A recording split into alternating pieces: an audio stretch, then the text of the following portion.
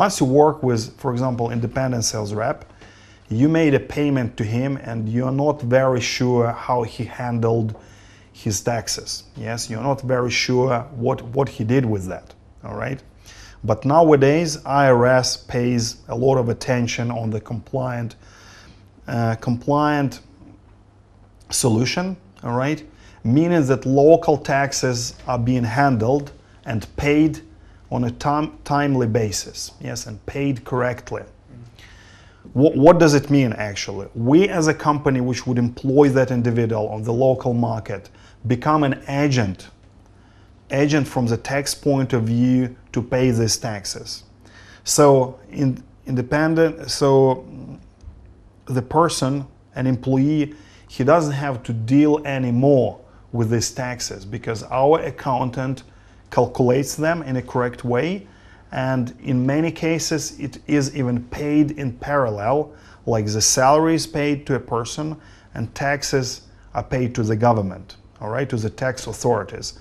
So we call that solution 100% compliant because now you know that the taxes which are to be handled, they're handled in a correct manner and are calculated correctly. So we're responsible for that.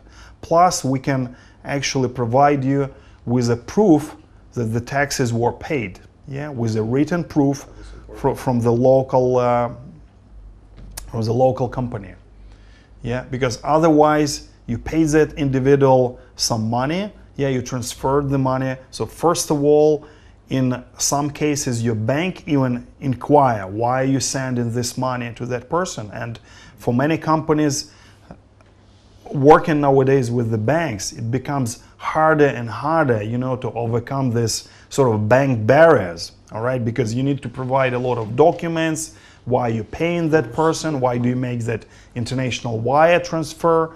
So in our case, which is very important, so for example, if you are a USA company, we have a USA company as well. So you sign a contract, a local contract with our USA entity. So you make domestic transfers, right? So your bank doesn't pay attention, I mean pays attention, but not that much because it is a domestic transfer. Yeah, you don't need to apply some international rules for transferring the money, all right? So this is first thing.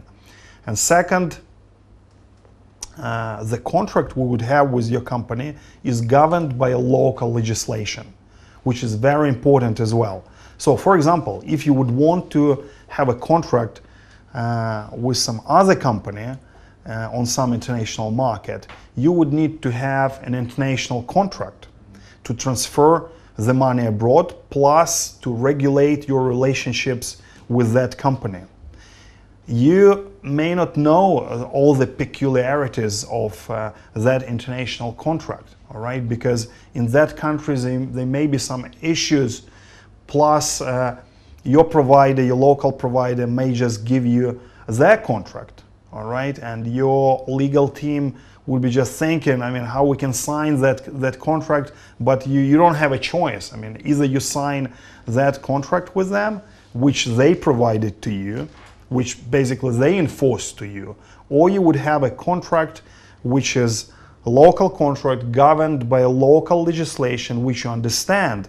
And if anything happens, if anything wrong hypothetically happens, the court which you put in your contract, this court is in your hometown or somewhere close to you.